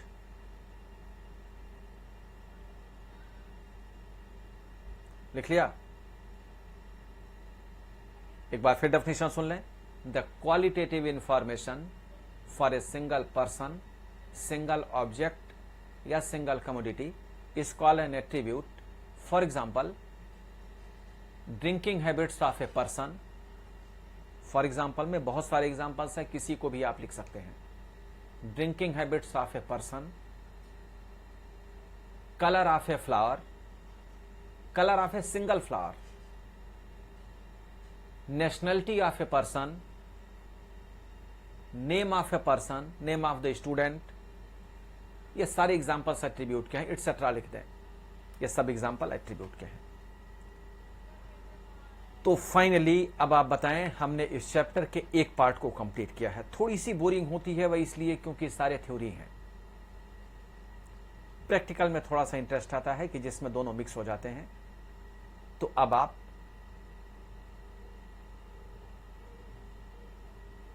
Interesting थी, चले बड़ी अच्छी बात है. Interesting बनाने की पूरी कोशिश की है. अब बनी या नहीं बनी ये आपको देखना है. ठीक है, लेकिन भाई पढ़ना तो है ही, तो हम इंटरेस्टिंग बना करके पढ़ें या किसी भी तरह से पढ़ें, हम छोड़ नहीं सकते. ठीक है, तो ये आपका इस चैप्टर का फर्स्ट पार्ट कंप्लीट हुआ. नेक्स्ट पार्ट अब हम स्टार्ट करेंगे अगली क्लास में. लेकिन बच्चों अब आपकी एक मैथ्स की क्लास हो गई, एक स्टैट्स की क्लास हो गई. हम अब किसी को भी स्टार्ट करेंगे. मान लो मैथमेटिक्स स्टार्ट कर रहे हैं, तो जो आपको कल की क्लास में बताया गया था, लास्ट क्लास में, हम उसी को आगे कंटिन्यू कर देंगे. आपका ग्रुप बन जाएगा तो हम आपको असाइनमेंट भेज देंगे. और स्टैट्स में भी यही करेंगे, इसी से आगे हम कंटिन्यू करेंगे. तो जो आपकी नेक्स्ट क्लास होगी, मोस्ट प्रॉब्ली कल ही आपकी क्लास होगी मेरे साथ, तो मैथमेटिक्स हम कंटिन्यू करेंगे. परमुटेशन जो आपने पढ़ा था उसके आगे जो मोबाइल नंबर आपको एग्जांपल दिया था वहीं से हम स्टार्ट करेंगे. ठीक है, अगर किसी को कुछ पूछना हो, कोई भी स्टेटमेंट आपके समझ में नहीं आया हो, तो आप पूछ सकते हैं. कुछ भी अगर आपको पूछना हो, कोई स्टेटमेंट आप चाहते हैं मैं रिपीट कर दूं, सभी क्लियर हैं? सभी के सभी वर्ड्स क्लियर हैं?